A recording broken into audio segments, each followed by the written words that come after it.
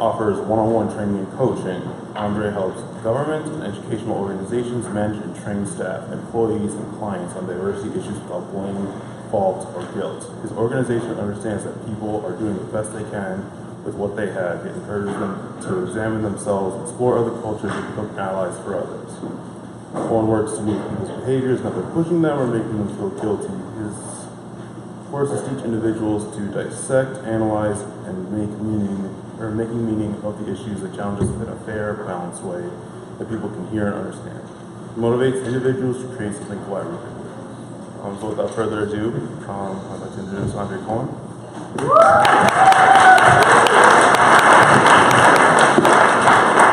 So I think my assistant obviously sent the long description, which is the one that embarrasses me, and so I'd like for her to read I'd like her to send the short one. So next time, if there is a next time, I'll make sure that we get the short description. One thing I wanted to tell you is that I am so excited to be here. I spent 8 years in a classroom teaching social studies at a charter school at the corner of University and Wheeler, actually right behind the old Avalon back in the day.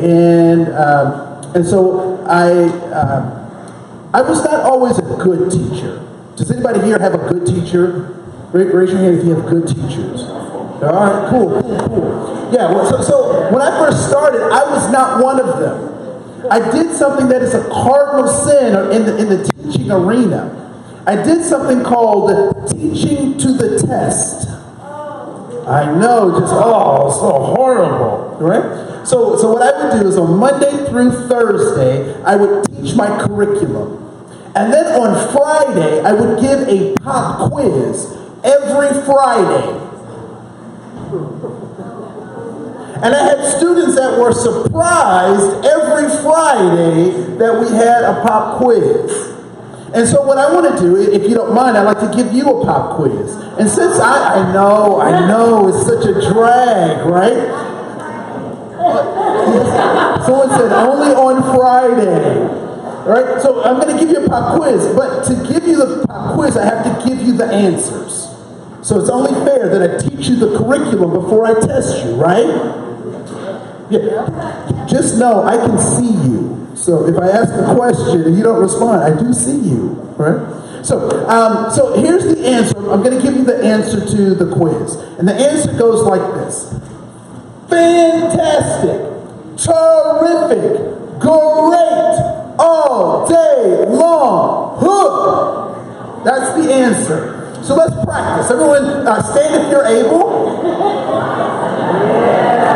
I didn't say willing, I just said able.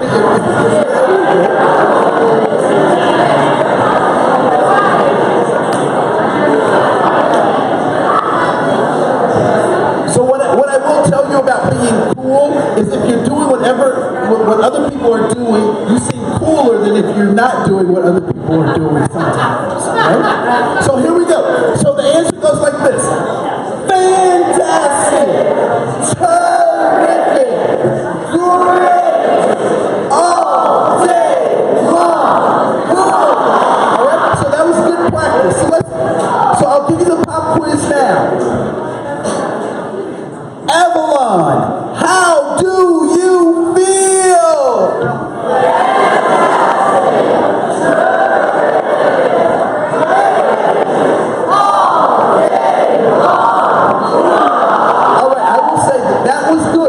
Now, if you feel good about that, you can sit down. But I was at another charter school, and they just ripped the cap off the sucker. So I'm going to ask one more time, and I want to know if you can tell me how you feel more than they did, and we'll see how you did compared to what they did. So Avalon School, how do you feel?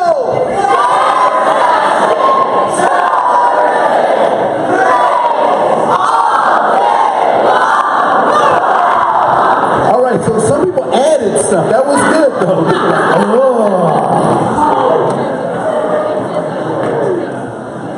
So how many people felt goofy doing that particular activity? Anybody felt goofy, a little silly?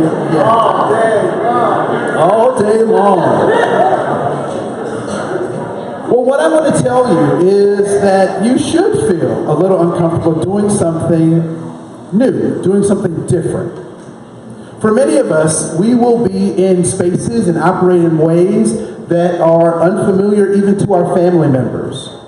Going on to higher education, getting skills. Do you know that I have had 4 jobs that did not exist when my parents were in high school?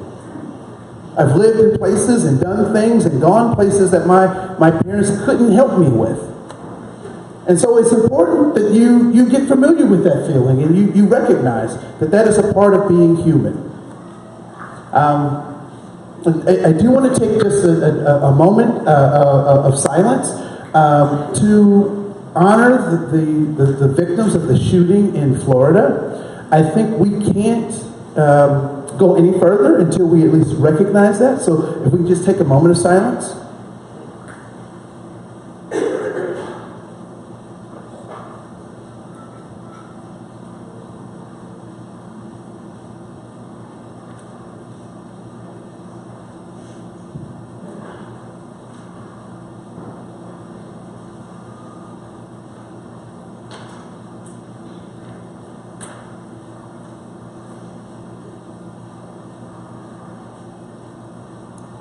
Thank you. I want to say that part of the given in light of those things, part of the reason when asked to come, that I said I wanted to come and I wanted to be a part of this particular program today, was because I know who I'm in front of. So we're I don't know if anyone, have you seen that Cloverleaf Paradox? Anybody seen that movie yet on Netflix? Anybody? No? Oh, you didn't finish it though? Okay, go ahead and finish it, man. It's kind of interesting, right? So I won't give too much of the movie away, but I think it's an interesting movie because what they do is they send out this thing into space to try to get us energy. Because we've depleted, in this movie, they've depleted all of the energy on planet Earth. And so they're looking to space to try to figure something out. And because they've depleted the energy and they haven't taken care of the Earth, people are hungry, and people are angry, and people are blaming, and people are fighting among themselves. And so they're trying to figure out this thing outside the Earth to help fix our problems. But I know who I'm in front of. So people, what do you think is the most valuable, non-renewable resource on the planet? You said oil? So some people say oil. Yes. What's that? Some people say water or oil. Coffee. Someone said coffee. Donuts. Oil. Or coal. All right. Cool. Now you guys won't appreciate this joke, but I was asking this question because you do have the right answer, and I'm going to come to it, right? So I was asking this question to a bunch of people, and they said your teeth. You're too young to really recognize the importance of, because you don't get new ones, you just have to. Okay, we're moving on, right? But you are the most valuable non-renewable resource on the planet. There will never be another you. Nation states, kingdoms have been designed to try to harness the power of you. Marketing strategies are designed specifically for you. They want you to wear their logos or logos, but we won't go into that space. You are powerful. And one of the things that we have to recognize is that not only are you powerful, but your power increases when you are in the service of other people. When we build community together, we are unstoppable. We're unstoppable. But there are things and ways in which the world outside of us wants to keep us divided and not see the beauty and the power that we all have.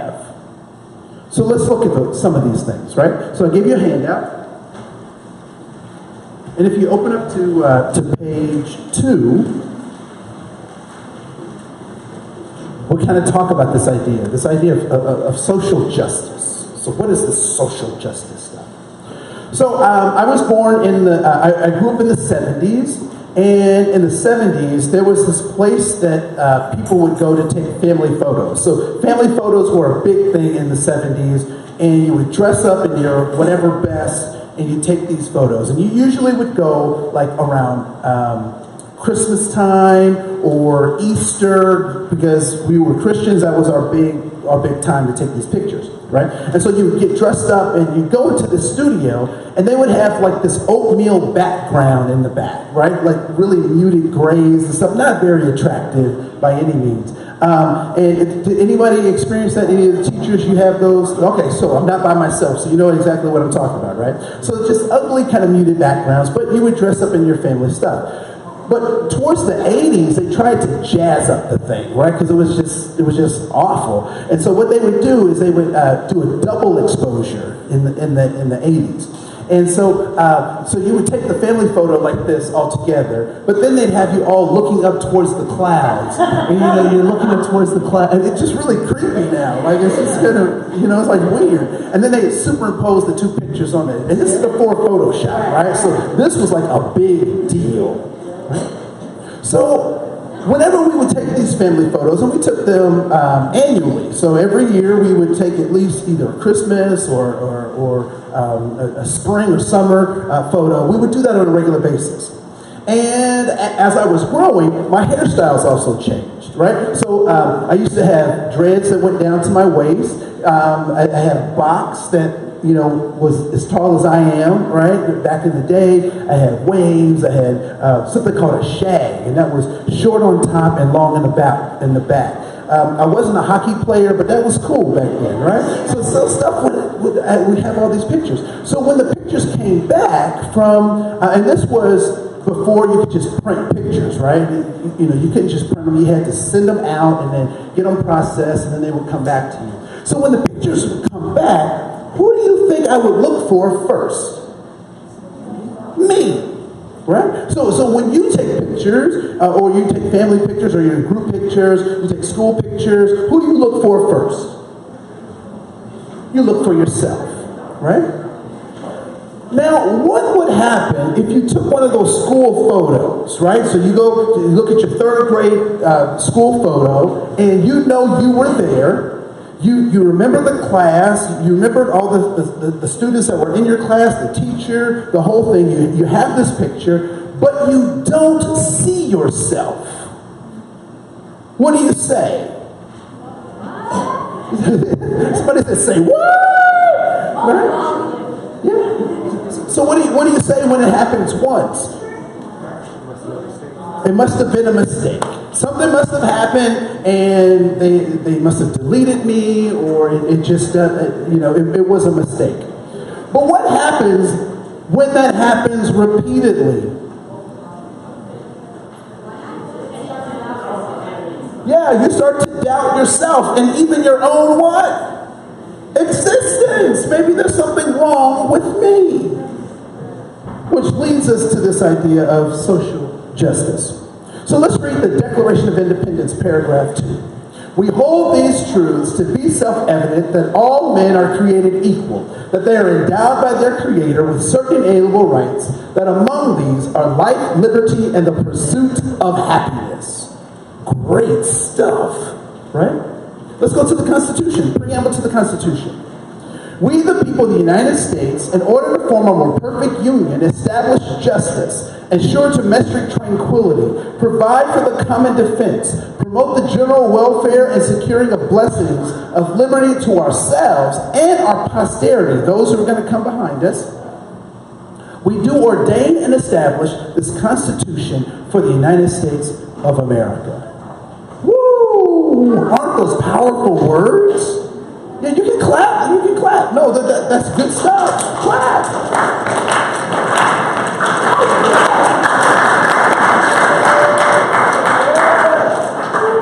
So one of the things that I know is that first of all, I love the United States of America. I love this country. I love it. Anybody else love America? Love the United States of America? All right, cool. Good. Well, that's sad that you want to boo the place that you live in. No, this is a wonderful, wonderful country. And because it is wonderful, I don't know about you, but I have family members that in my family we talk about. Anybody have family members that you talk about? And sometimes it's not positive talk, right? You just, Aunt so-and-so, she's this way, and Uncle so-and-so, he's that way. Anybody have family members like that? Sometimes you talk, yeah, right? So, but the thing I find very interesting is that although I may talk about my family member, nobody else outside of my family is allowed to talk about my family member the same way. Anybody experience that? Somebody else says something about your cousin, your friend, and they can't do that.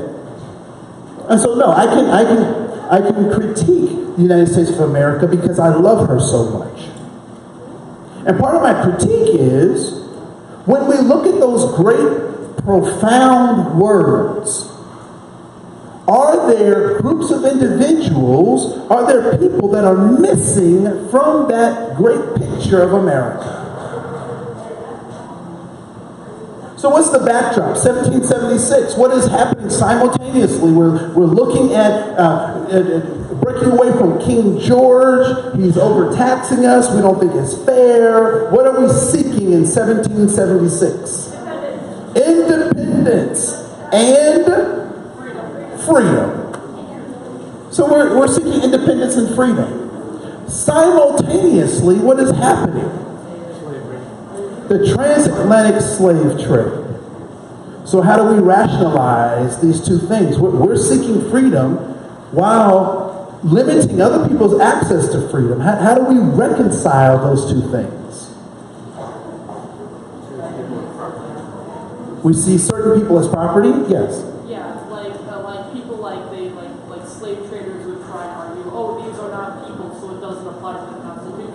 So people would argue that slaves were not people, so it doesn't apply to the Constitution. Do you think that went away? I would argue that it's probably morphed and changed. Right? That it's morphed and changed. And so we recognize that the transatlantic slave trade, as the founding fathers would talk about, Thomas Jefferson and Alexander Hamilton would talk about this as a necessary evil. A necessary evil. But we have to get rid of the evil and get back to what's necessary, right? As we look at those words, who else is missing from those great words being included in this great American picture? Yes.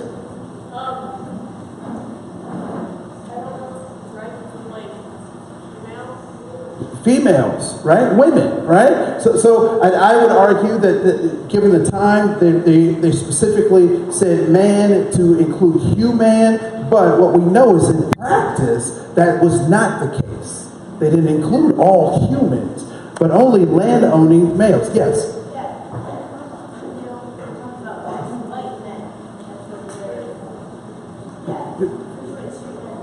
Rich, white, straight men, right? And I wouldn't even necessarily say rich, I would say landowners, which also implies that you should have money, right, to own land. All right, great.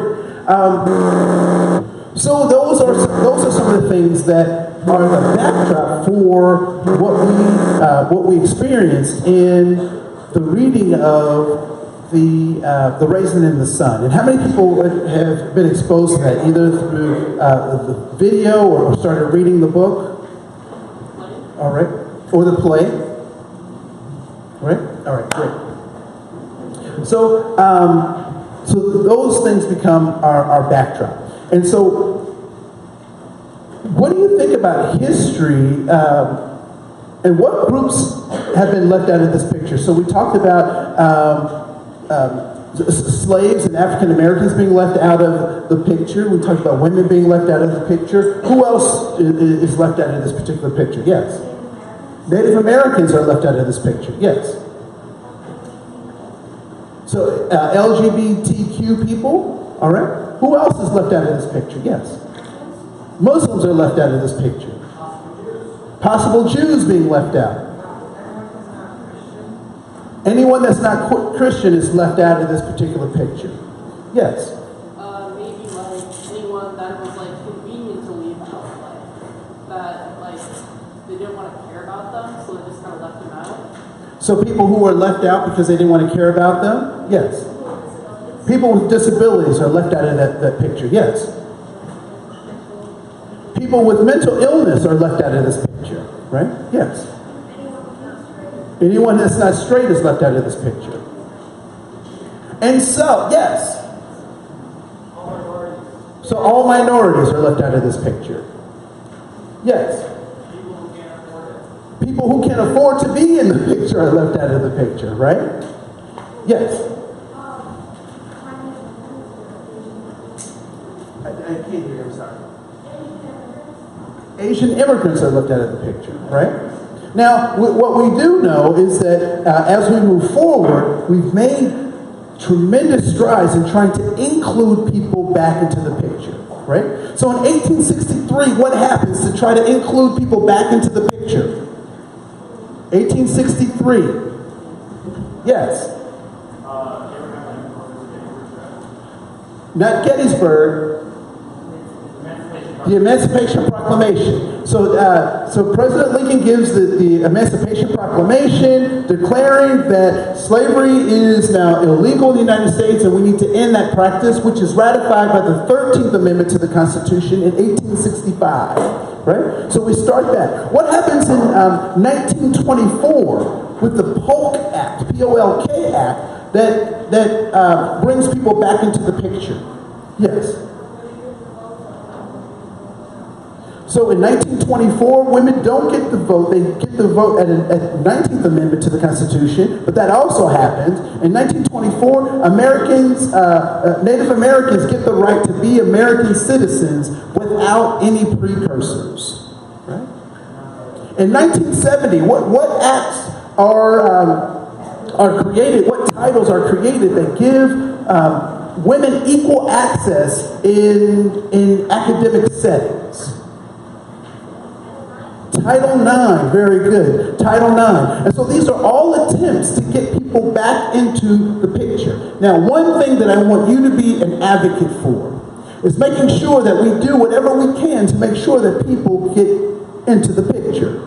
Because you'll hear people say that we're trying to create special rights for people. Has anyone ever heard someone say that they're asking for special rights? When in fact, what are we offering people? An opportunity to be back in the picture that we said that they were in from the beginning. All right? So what is race? What is this idea or this concept of race? What is race? Yes. It's a social construct. Is that what you're going to say too? Okay, what were you going to say?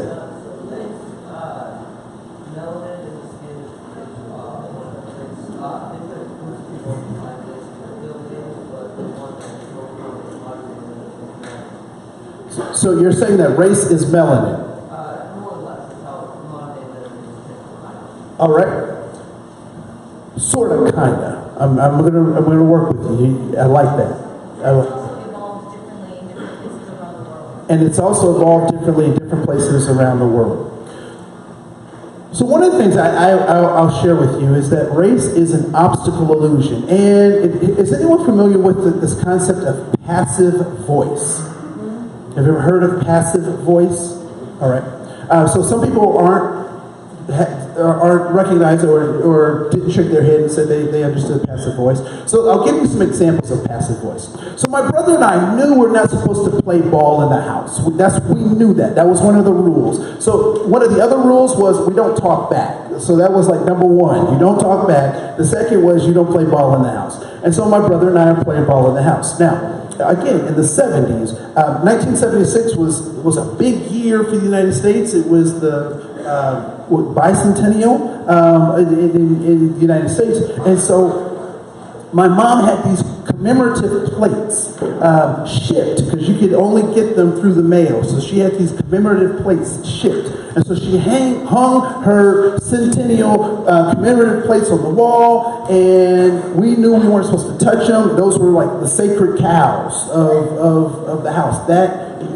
Anyway, so my brother and I are playing ball in the house. And guess what we end up doing? We break one of her plates. So we think if we use passive voice, we might get away with it. So my mother comes home and she says, "What happened to my plate?" And my brother and I say, "Mom, a plate was broken."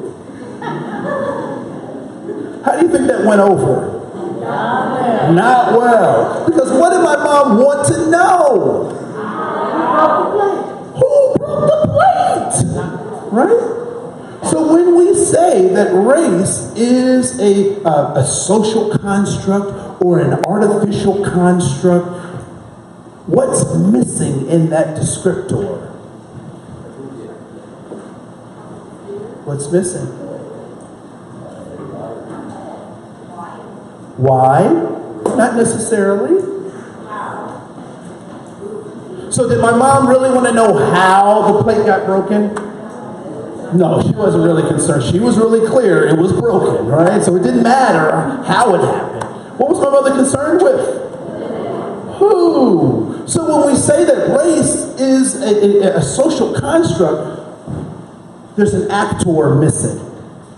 So we need to find out who that actor is. And I like your explanation, right? Because that helps us point to the actor. Now, here's a story that I often tell. Is anyone familiar with a Ford F-150? Right? Okay, cool. Now, I will tell you just a little bit of trivia that most millionaires drive a Ford F-150. Isn't that cool? That's a little bit of trivia. I don't know what you can do with that, but it's a bit of trivia. So if I take my Ford F-150, right now we're in St. Paul. If I take it over to Minneapolis, does it change? No, it doesn't change, right? So let's say I take my Ford F-150 and I drive it to Manitoba, Canada. Does it change? No, it doesn't change, right? So let's say I take it from Manitoba and I drive it, hypothetically, I can drive it over to Iceland. If I drive it over to Iceland, does the Ford F-150 change? No, it doesn't change. All right. So the mileage is changing. Yes, it is. Right. So now I drive it to Scandinavia. So I'm going through Norway and Sweden and Finland. Has the Ford F-150 changed? No, it's still a Ford F-150. If I drive it down into Italy and cross the ocean and go into North Africa and drive it through Morocco, through Libya, through Tanzania, not Tanzania, we'll come back to that. But if I drive it through North Africa, through Egypt, and into Saudi Arabia, has it changed? No. If I was able to get that to drive through China, over through Japan, we jump over to Australia, drive it from Australia down through Antarctica, come up on Chile and Argentina, drive it all the way through Belize, through Central America, and right back to the Twin Cities. Through all of those geographic changes, has that truck changed?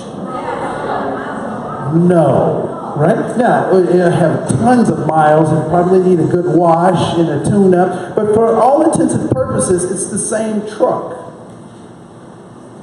But that doesn't happen with human identity associated with race. I'll offer you this, that there are no Hispanics in Mexico.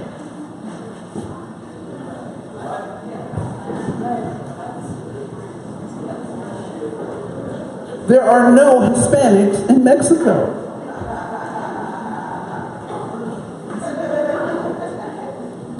Because when people are in Mexico, what are they? They're Mexican, or they're tribe, or whatever tribe or definition that they use. It is only when they come to the United States that they become so-called Hispanic.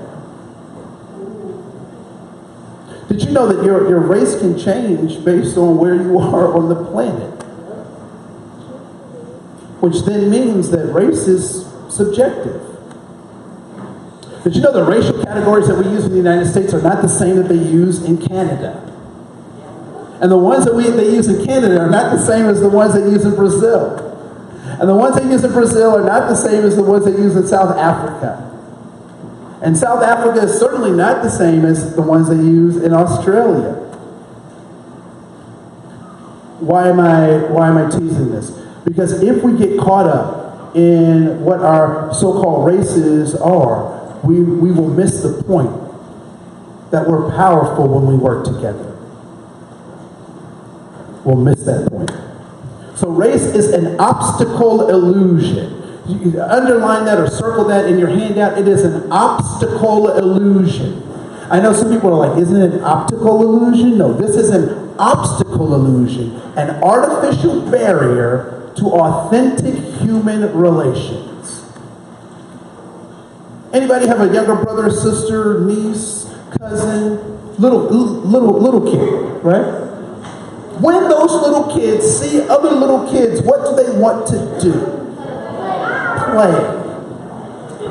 Do they ask about their so-called race or their background? Do they care what neighborhoods they come from or what their economic status is? Do they care? No, they just want to play.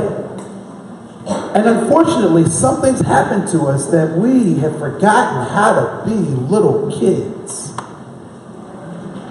And I would say it's not our fault. I'd say that we live in systems that benefit from us being separated. So let's go down to look at some of the truths about human beings. So here's one of the truths about human beings. Human beings can learn, change, and grow, even if we don't see evidence of it. Right? Anyone ever planted a garden or worked with the earth to try to raise a plant or food, right? When you plant the seed, do you go back and check on it every 15 minutes? No! Somebody said yes. No, you don't. Why? Because it takes a process to get there, right? Next is that people do what they think works, even when what? Even when it doesn't work, right? You ever seen a kid fall out in a grocery store? I want some gum. Right? The assumption that I make is that this is not their first time doing it, right? And that they do it because they actually think that it works. And then next is that all human behavior is goal-directed, and we'll talk about those goals in just a second. But everything that we do is goal-directed. Now, as a teenager, I know it's hard for you to believe that I was once a teenager, but it's true, right? No, I remember adults would ask me why I did something or what was going on with me, and I would tell them, I don't know. I would tell them I don't know because I don't think that they really wanted my answer. So it was easier just to say, I don't know, than actually give them the answer that was in my heart, right? But I'm going to show you how to tell them without having to reveal yourself in ways that might anger them, right? But I'll show you that in just a second. And then lastly, attitude is a reaction to goal accomplishment. Sometimes we think that attitude is the emotion that is displayed, right? So, anybody ever see somebody with that kind of attitude, right? Or somebody might say that this is an attitude, right? When I taught, one of the most common attitudes I saw was this one. This attitude says, I dare you to teach me. Now, I can spend a lot of time dealing with those particular attitudes, but I'm less concerned about the emotional stuff that people are getting me, and I'm more concerned with what's motivating that, right? So, one of the things let's try this, right? So, anyone have parental influences, guardians in your house? You have parental, right? So in most cases, when these kind of situations go down, so you get a text, right? Bam. Hey, mom. I just got a text from Josephus, and I like Josephus, that's my favorite name to use. I just got a text from Josephus, and it's this bomb party about to pop off. Hey, can you drop me off at his crib? I don't know, you guys use crib? Is that? Okay. All right, I'll just talk from my experience. So, Mom, can you drop me off at his house? His party starts in 5 minutes. Now, I don't know about you, but my mom never liked these last minute things. Like, she's always, you can plan better and blah, blah, blah, blah, blah, right? So I would stand there and I'd say, Mom, can I do this last thing? And then she would go through her mind in a split second of everything that I had not done yet or that I did wrong. I don't know if that ever happened to you, right? And so she said, you didn't clean your room up this morning. You were fighting with your brothers and sisters and blah, blah, blah, blah, blah, blah. Going down this list. I'm like, dang. And so she would say, no. Now, I knew rule number 2, and I remembered rule number 1, which was what? What did I say number 1 was? No talk back. So she said no, that meant no. But I could have my expression. So I would express myself. And so I'd go like this. Mom! And then I slammed the door like I own the place, right? Boom. So my mom, being a cool-headed individual, recognizing what is going on, and she was like, you know what? I unleashed on the kid. He didn't need all that stuff all at once. Actually, Josephus's parents are going to be there. I like Josephus. He should actually spend more time with Josephus, and he wouldn't act like this. So I think I'm going to let him go. So she come to my door. She knocked on the door. And she said, and I said, what? And she would say, all right, son, I'm going to let you go to Josephus's. You can't stay for the whole time. I'm going to pick you up at this time, and then we got some other stuff to do, so get your stuff and let's go. What happened to my attitude?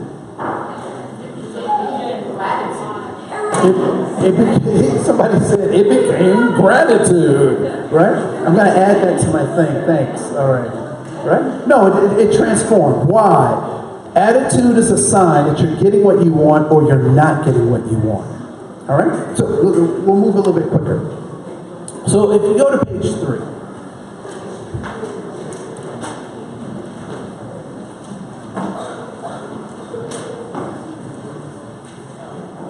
So before we go to page 3, I'm going to hit this last thing on page 2. So what is it that we want? This is what we want. We're all looking for significance. We're looking for belonging. And we're looking for safety. So significance says that I'm a person with purpose and power. I was born for a reason. Either God will let me know what that is, or I decide what that purpose is. Right? So we are all here. None of us are an accident. We are all here for a purpose. And our job is to try to find that purpose. Secondly, we're all looking to connect with other human beings. I would submit to you that humanity is not a solitary thing. That we have to be in relationships with each other for our humanity to be seen. And thirdly, we're looking to be physically, mentally, emotionally, spiritually, and emotionally safe to connect with other people who recognize our significance. Right?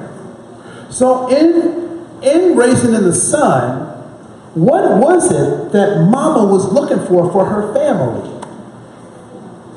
What was she looking for? Yes.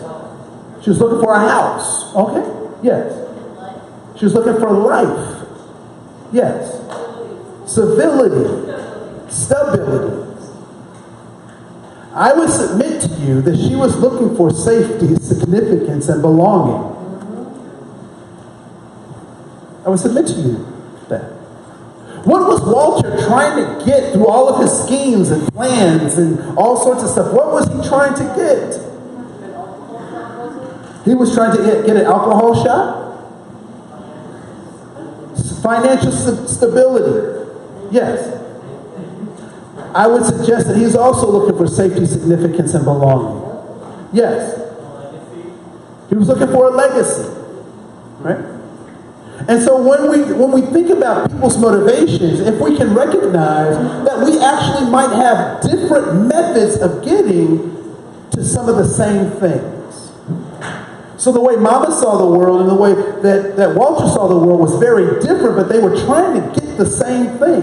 And if we recognize that people might be on different political spectrums, that they might see the world differently, but we understand that we're trying to get the same thing, we can actually build bridges as opposed to consistently dividing. If we can see Black History Month is not just a month for Black people, but actually a month for looking at humanity and the humanity of Black people, it won't be a burdensome thing to us. Jeff Sessions, is anyone familiar with who Jeff Sessions is?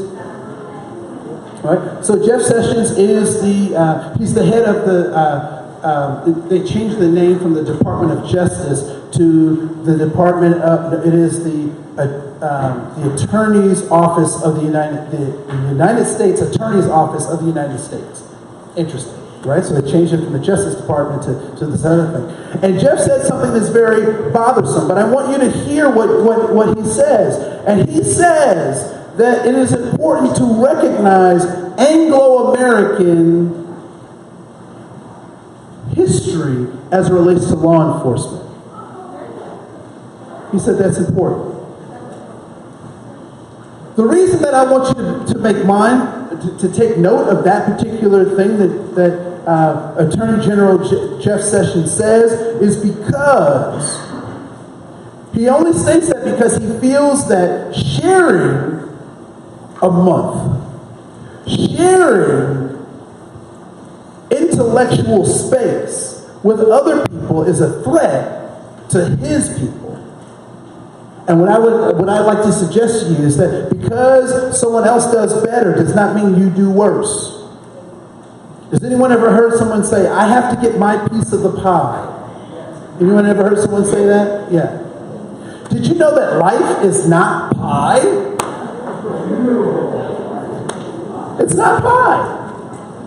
There is more than enough for all of us because we don't all want the same things or we don't need the same methods to get to the similar things that we have.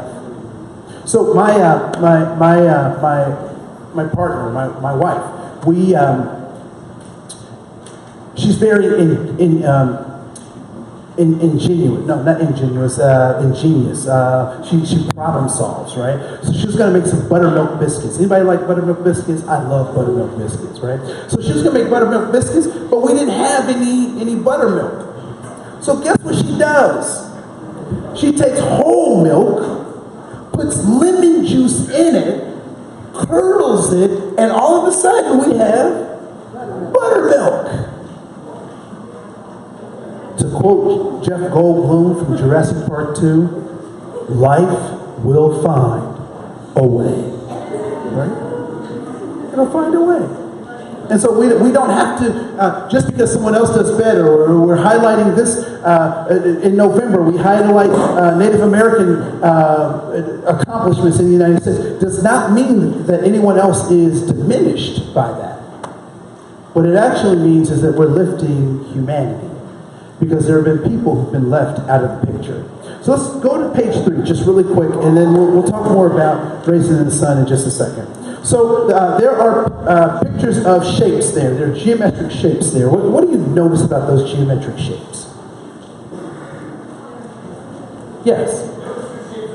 No two shapes are the same. Yes. There may be a pie.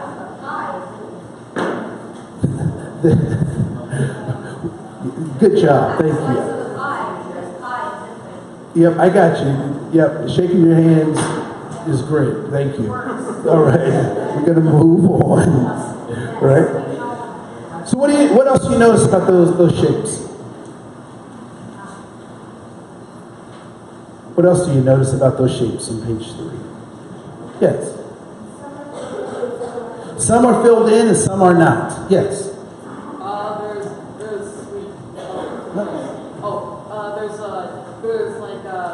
There's a lot of stuff we know, there's a lot of stuff we don't know about. All right, there's a lot of stuff we know, a lot of stuff we don't know about them. Yes. There are similarities between all of them. And there are also what? Differences. Can anyone point to the good shape? Which one is the good shape? Okay. Which one is the honest shape?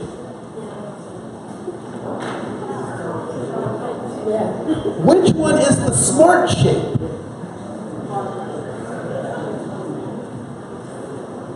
I think you get where I'm going with this, right? You can't apply those types of values just by looking at something, right? And you can't apply those kinds of values just by looking at a human being. And so we're capable of great accomplishments. We're also capable of great evils, right? And so it's up to us to figure out which of those we will be. I'm going to use my superpowers for good. How about you? So let's keep going. So there is, so in the middle of that page 3, there's equality, equity, and liberation. And what do you notice about liberation? Yeah, I'm going to take it, I got you, let me get your hand. That the barriers are gone. That the barriers are gone. So I am not an anarchist. I want to make that real clear, right? So I'm not saying that we don't need to have societal guidelines or boundaries, but I would argue that Avalon's success, that many charter schools' success, where their larger counterparts have been failing in some different kinds of ways. What we've done in the charter movement is really responded to what families and young people need and not what benefits us best. So bureaucracies are the systems that are designed by people who benefit from the designing of the system, even if it doesn't benefit us, the people who use the system. And so when we bring the accountability and the level of engagement directly to your parents, all of your parents have direct impact into how the school flows. That they invest by sending you about how the methodology of the school works. And so when we talk about this idea of liberation, we're really talking about eliminating artificial barriers to authentic human relations. We know that equality is also, we can talk about that as everybody having shoes. That equity is making sure that people have shoes that what? That fit them, right? So one of the things that I thought was really interesting that in the play, and I don't know, so I had some opportunity to watch the 1980s version of the play with Danny Glover and Esther Rose. Did anyone watch that particular one? Okay. So one of the things that I thought was interesting was that Walter's wife had this pessimistic realism about her, right? So she knew that life had to go on, but people would talk about her attitude. And what kinds of things did they say about her attitude? Or what did Walter say about her attitude? Yes.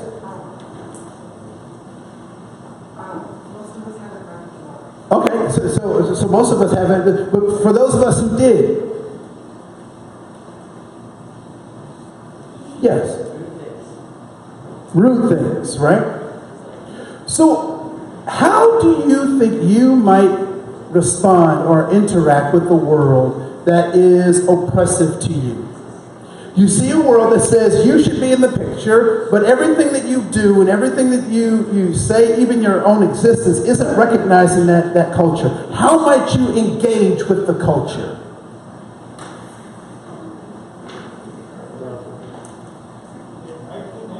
You might be negative. How else might you be?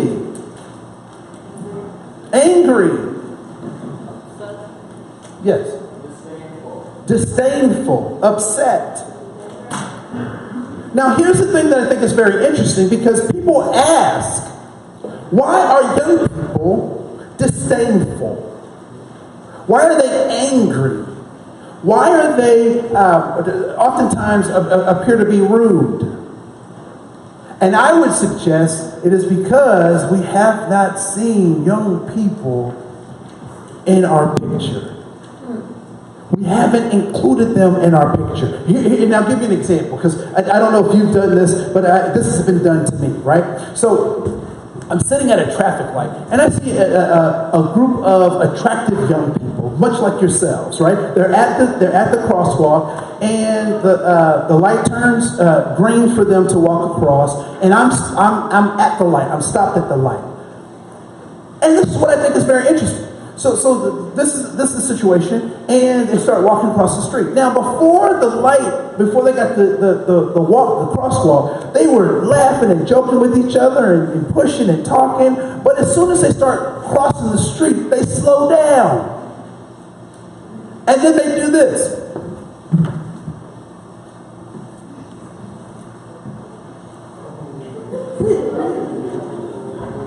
Anybody ever have that happen? You're in the car.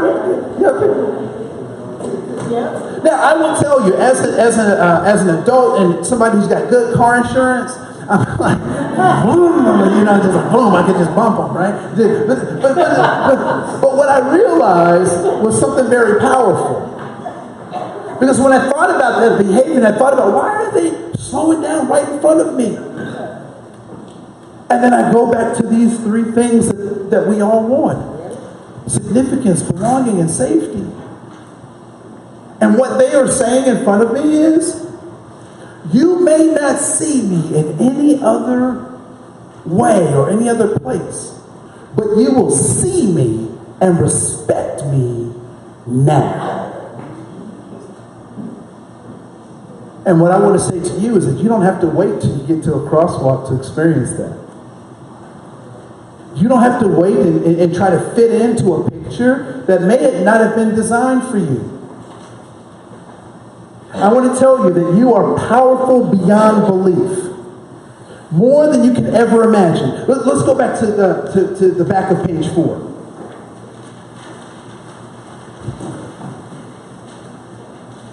Don't succumb to these barriers to your humanity. Historical trauma happens. We all experience bad things that have happened to us. But we can overcome those things in spite of them. Institutional racism. We can overcome in spite of institutional racism. We didn't set it up. Our parents didn't set it up. It's here. It's something we have to deal with. We have to acknowledge it. But we can overcome that. And poverty, we need to stop blaming the people in poverty and look at the systems of inequity that people are responding to. And lastly, we have to really question this concept of whiteness. Because whiteness, just like blackness, is designed to separate us from one another. So we can overcome all of these things in spite of them existing. People ask me, Andre, have things gotten better?